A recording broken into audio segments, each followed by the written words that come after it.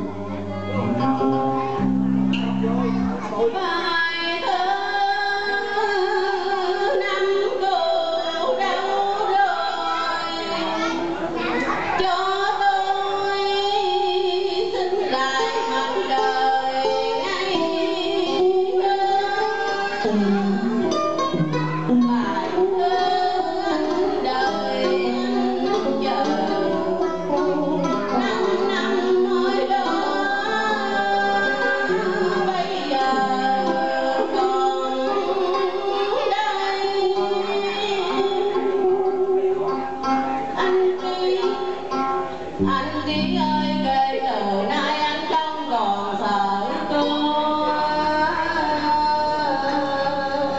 đâu.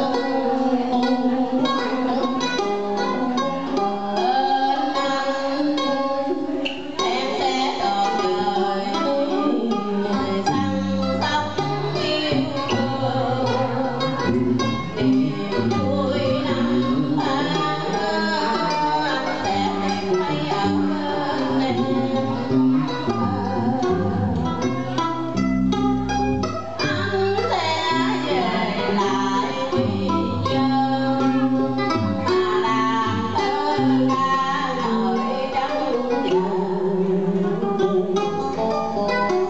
Cô quê hương dân đặng tình thương nhớ.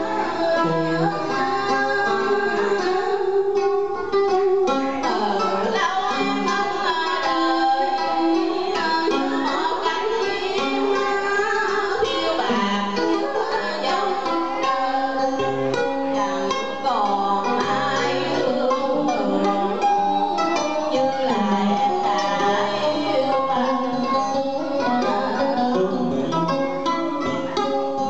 Nhắn tình thời thái là đây, giờ bên anh chỉ còn lại một ai người mà anh bỏ quên suốt quãng đời đau khổ. Dưới ngày còn lại anh cho em là hạnh phúc lắm rồi, đó là niềm vui của cả cuộc đời. Anh mới là người